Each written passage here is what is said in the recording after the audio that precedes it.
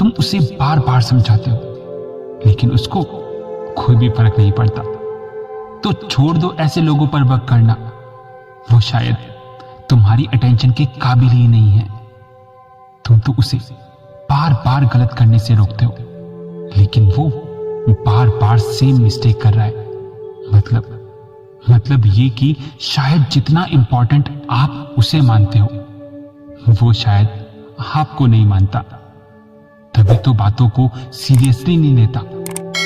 हर इंसान की ना एक लिमिट होती है, और तुम इतने पागल हो कि इस लिमिट को क्रॉस हो जाने के बाद भी उस पर वर्क कर रहे हो कि वो शायद तुम्हें समझे।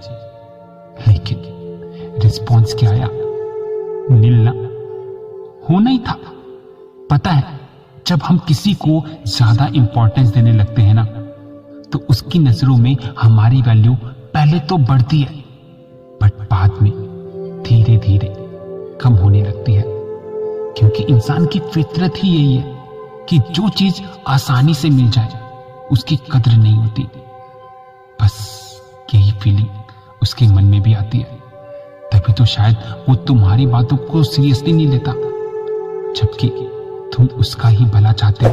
फिर भी तुम्हारा कोई भी खुद का मतलब नहीं होता, फिर भी। और फिर इस तरह अपनी सेल्फ रिस्पेक्ट खोने लगते हो।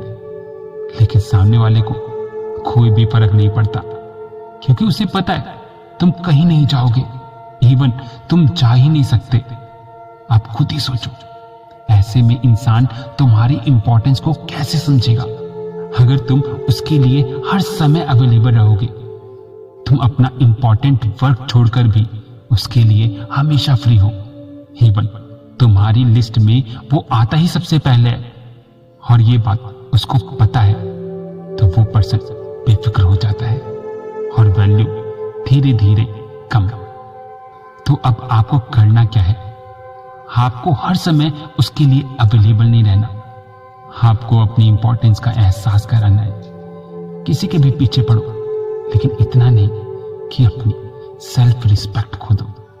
उसके साथ नो कॉम्प्रोमाइज, फिर चाहे सामने वाला कितना ही स्पेशल क्यों ना हो। धन्यवाद।